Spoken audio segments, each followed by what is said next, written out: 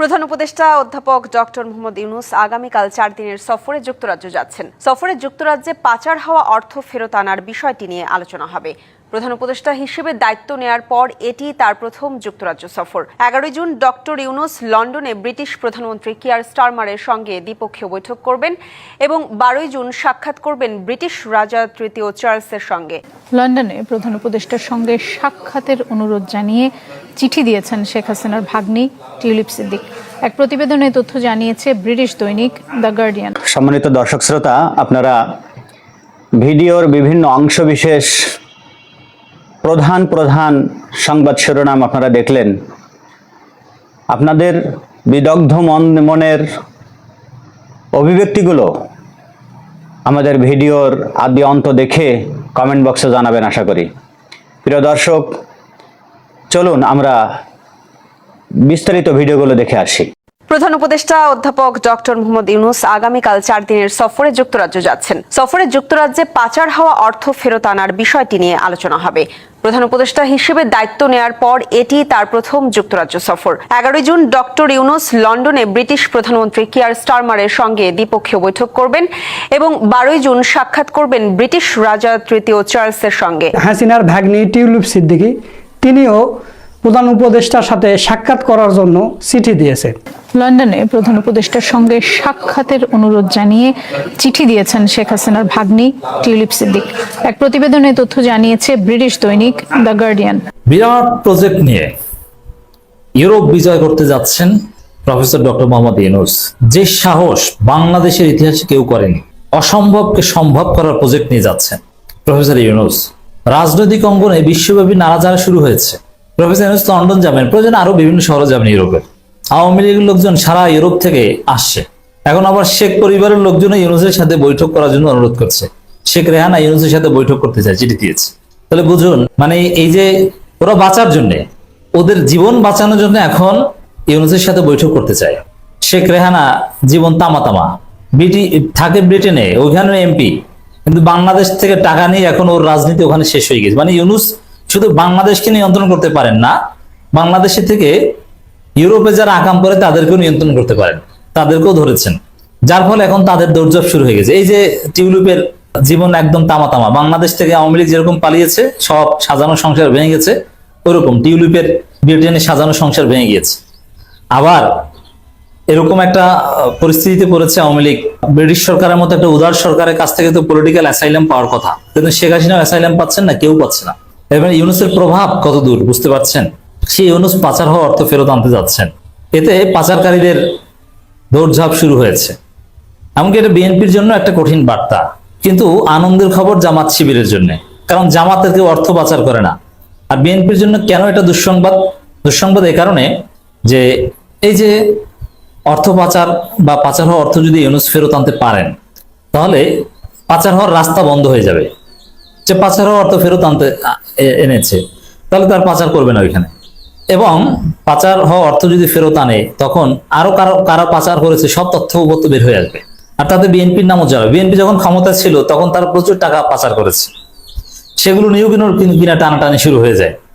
অর্থাৎ বিএনপি এখানে ভয় আছে। আবার এই 5 আগস্টের পরও বিএনপি অর্থ পাচার করেছে ব্রিটেনে, এই 5 আগস্টের পর। অতএব এটা নিয়েও ভয় আছে তারা।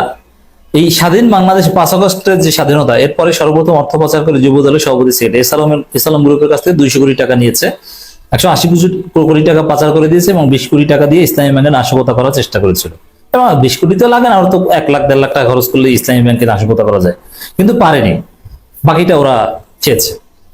ইসলামী ব্যাংক কর্তৃপক্ষ লিখিত অভিযোগ করেছে যুব দলের সভাপতি সেক্রেটারিকে আসামি করে। তো একদিন না একদিন ধরা পড়বে যে বিএনপির লোকজন তো টাকা পাচার করে, তাদেরটা আনো। তারেক রহমানের ব্যয় নির্বাহ, লাইফ এক্সপেন্ডিচার কিভাবে কি নির্বাহ করেন, এটা নিয়েও তো প্রশ্ন উঠবে বা প্রশ্ন উঠছে। তিনি কোথায় টাকা পান, তা টাকার উৎস কি? বাংলাদেশ থেকে পাঠালে কি পাচার করে পাঠায় এসালাম গ্রুপ, না বৈধ চ্যানেলে পাঠায়?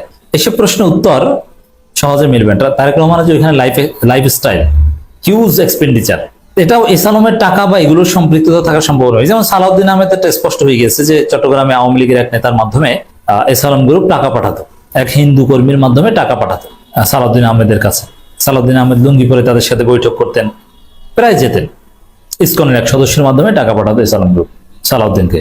কিন্তু তারেক রহমানকে কিভাবে টাকা পাঠায় এটা কিন্তু স্পষ্ট না। এখন এই প্রফেসর ইউনূস যে পাচার হওয়া অর্থ ফেরত আনতে যাচ্ছেন, তাতে কিনা তারেক রহমান একটাও বের হয়ে আসে, বলা যায় না যে অমুক গ্রুপ বা অমুক কোম্পানি অর্থ পাচার করে তারেক রহমানকে দিয়েছে, সন্দেহ থেকে যায়। আবার দেখেন একটা বিষয়, এই পাচার হওয়ার রাস্তা যদি বন্ধ হয়ে যায় তাহলে মানুষ আওয়ামী লীগ বিএনপি করবে কি জন্য? আচ্ছা, আওয়ামী লীগ বিএনপি কি জন্য করে? চাঁদাবাজি করার জন্য, অর্থ পাচার করার জন্য, দুর্নীতি করার জন্য। নইলে আওয়ামী লীগ বিএনপি করে না। দেশের সেবা করার জন্য, আল্লাহ সন্তুষ্টির জন্য কেউ আওয়ামী লীগ বিএনপি করে না। চাঁদাবাজি যদি একদম বন্ধ হয়ে যায়, দুর্নীতির রাস্তা, পাচার করার রাস্তা একদম বন্ধ হয়ে গেলে আওয়ামী লীগ বিএনপি এমনিতেই শেষ হয়ে যাবে। আল্লাহ সন্তুষ্টির জন্য রাজনীতি করে জামাত ইসলাম, ইসলামী আন্দোলন বাংলাদেশ বা ধর্মভিত্তিক দলগুলো মানুষের সেবা করার জন্য। আর এর বাইরে শুধু দুনিয়াবী উদ্দেশ্যে মানুষের সেবা করার জন্য রাজনীতি করে এবি পার্টি টাইপের কিছু দল। এবি পার্টি নিয়ে আমাদের স্ট্রং ক্রিটিক আছে, জামাত থেকে বের হয়ে গেছে এজন্য। কিন্তু একটা পলিটিক্যাল পার্টি হিসেবে যদি তাদেরকে মূল্যায়ন করি, তারা চাইলেও তো আওয়ামী লীগ বিএনপির মতো দুর্নীতি করতে পারবে না বা পারে না। অর্থ পাচার বা এগুলো উদ্দেশ্য না, তাদের উদ্দেশ্য একটা নতুন ধারা রাজনীতি করা, ক্রিয়েটিভ কিছু করা। তারা ইউরোপ আমেরিকাকে যথেষ্ট ফলো করে। তো এই জন্য দর্শক, আওয়ামী লীগ বিএনপি করে মূলত টাকা পাচার করার জন্য, দুর্নীতি করার জন্য, চাঁদাবাজি করার জন্য। এগুলো বন্ধ হয়ে গেলে আওয়ামী লীগ বিএনপি পাবে না। জাস্ট নিছক দেশের সেবা করার জন্য আওয়ামী লীগ বিএনপি মানুষ করে না, এটা ভুল কথা। এটা আমি জেনে শুনেই বলছি। এই জন্য এই প্রফেসর যে টাকা পাচার হওয়ার অর্থ ফেরত আনতে যাচ্ছেন, এটা নিঃসন্দেহে বিএনপির জন্য একটা কঠিন বার্তা, বিএনপির ভবিষ্যতের উপর একটা প্রভাব পড়বে। পাচার হওয়া অর্থ ফেরাতে ইউরোপ সফরে যাচ্ছেন প্রধান উপদেষ্টা, এবং তার যে শিডিউল, এখন এই টিউলিপ সিদ্দিকীও বৈঠক করতে চায় প্রফেসর ইউনূসের সাথে, আরো যেসব রাজা থেকে শুরু করে যাদের সাথে বৈঠক করবেন, ব্রিটিশ প্রাইম মিনিস্টার ইত্যাদি ইত্যাদি, তাতে প্রফেসর ইউনূসের এই প্রজেক্ট সফল হওয়ার সম্ভাবনা আছে, রেসপন্স পাবেন। কারণ এত হাই প্রোফাইল বৈঠক সকল নির্বাচিত সরকারের প্রধানরাও করতে পারে না। আবার এখানে শুধু পাচার অর্থ ফেরত আনতে যাচ্ছেন তার একটা পলিটিক্যাল রিকগনিশন আদায়েরও একটা বিষয় আছে। কারণ ব্রিটিশ সরকার যথেষ্ট উদার, তারা আওয়ামী লীগ নিষিদ্ধের পক্ষে ছিল না এবং নির্বাচনে তাদেরকে বাদ দেওয়ারও পক্ষে নয়। তো এইসব জায়গায় কিছু হিসাব নিকাশ আছে, আলাপ আলোচনা আছে, এগুলো সারতে হবে। অন্তর্বর্তী সরকারের প্রধান উপদেষ্টা অধ্যাপক ডক্টর মোহাম্মদ ইউনূস 9 জুন যুক্তরাজ্যের উদ্দেশ্যে ঢাকা ত্যাগ করবেন। 4 দিনের এই সফরে মূল এজেন্ডা হিসেবে থাকছে যুক্তরাজ্যের পাচার হওয়া অর্থ ফেরত আনার বিষয়টি সর্বোচ্চ গুরুত্ব পাচ্ছে বলে নিশ্চিত করেছেন পররাষ্ট্র মন্ত্রণালয়। তবে বিশ্লেষকরা মনে করছেন একটি নির্বাচিত সরকার গঠন, এটা বিএনপি মার্কা বিশ্লেষকরা বলছে যে এটা পারবে না। মানে পারবে না মানে কি, ওই বিএনপিটাই কিনা বের হয়ে যায়, এই ভয়ে এখন এটাকে নেগেটিভলি দেখার চেষ্টা করছে। 10 জন থেকে 13 জন পর্যন্ত অধ্যাপক ইউনূসের এই সফর চলবে। প্রধান উপদেষ্টা হিসেবে দায়িত্ব গ্রহণের পর এটি তার প্রথম ইউরোপ সফর।